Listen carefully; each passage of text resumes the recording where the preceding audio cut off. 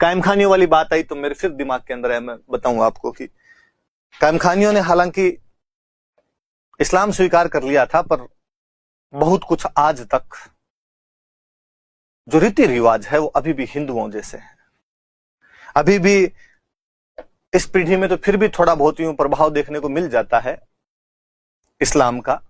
बाकी पिछली पीढ़ी तक नाम ऐसे मिलते थे, कालू खां, राजू खां, भंवरू खां, रणवीर, राकेश। मेरे खूब सारे दोस्त हैं, उनके दादाजी के ऐसे ही कोई पुराने नाम देखे जाएं वैसे नाम मिल जाएंगे। मैं एक दिन यहाँ क्लास के अंदर पढ़ा रहा था और मैंने बताया कि भाई कायम खानियों की पिछली पीढ़ी तक नाम कालू खां, भंवरू खां, राजू खां मिलते थे। एक बच्ची खड़ी हुई क्लास में, उसने कहा सर कालू खां, भंवरू खां, राजू खां। मैं इससे भी आगे बताऊं, मेरे दादाजी का नाम ठाकुर लक्ष्मण सिंह चौहान है और मैं कायम खानी मुसलमान हूं। उन्हें लगता है कि यार हमारी संस्कृति वो थी, धर्म चेंज किया है, संस्कृति थोड़ी चेंज हो सकती है। इसलिए आज भी जब दुल्हा बनता है तो केसरिया साफा बांधता है, तलवार लेता है, घोड़ी पर बैठता है, तोरण मारता है। मामा जी आते हैं, मम्मी को चूनड़ी उड़ाते हैं बाकायदा, मायरा मामेरा, जो भी प्रथाएं हिंदुओं के अंदर होती है तमाम प्रथाएं करता है। अंदर जाने के बाद भले ही वो निकाह पड़ता होगा, पर तब तक की पूरी व्यवस्था एक जैसी है।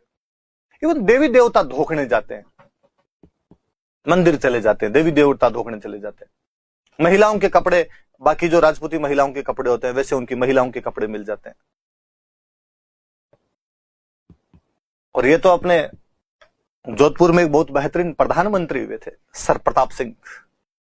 सर की उपाधि मिली भी थी उनको। वो आर्य समाज के बहुत बड़े फैन थे। दयानंद सरस्वती अक्सर उनके पास में आया करते थे यहां पे। सर प्रताप की बातें मैं कभी और आपको खूब सारी सर प्रताप की बातें बताऊंगा। मैं लाइव सेशन होगा तब कभी करेंगे अपने उसकी बात। कहते आर्य समाज उन दिनों में एक आंदोलन चला रहा था, शुद्धि आंदोलन, घर वापसी कार्यक्रम, कि वे लोग जो हिंदू धर्म छोड़ के अन्य धर्मों में चले गए उनको वापस हिंदू बनाया जाए।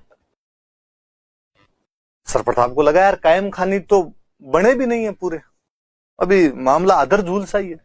और उसमें 70-30 वाला मामला है, 70 इस साइड में पड़े हैं, 30 गए हैं उधर। उन्होंने कायम खानियों से बातचीत की कि भाई इधर करवा दिया जाए।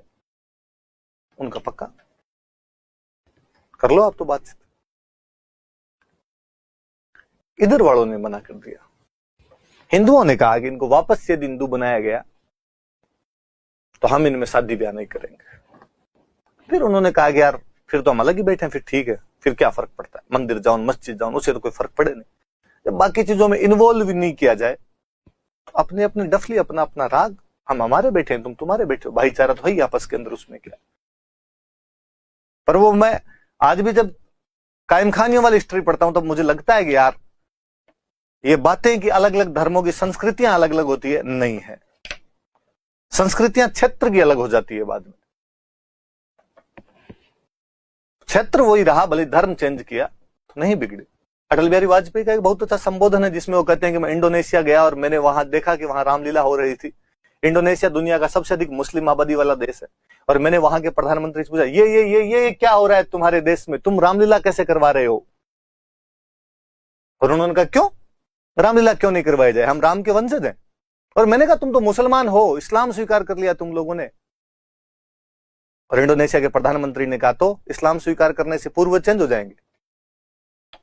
पूर्वज वही है, संस्कृति वही है, तो वो तो चीजें चलनी चाहिए। झुंझुनू में खूब कायम खानियों के गांव मिलेंगे जिनमें फौजियों की तादाद है। शेखावाटी वैसे भी सैनिकों के लिए प्रसिद्ध और कायम खानी वॉरियर कौम रही तो खूब सारे सैनिक मिलेंगे, शहीद मिलेंगे। तो उन कायम खानियों का फतेहपुर ठिकाने के नवाब साहब थे, न्यामत खान साहब, कवि जान, जिन्होंने कायम रासो लिखी थी, उसमें वो ये तमाम बातें बताते हैं। तो कोई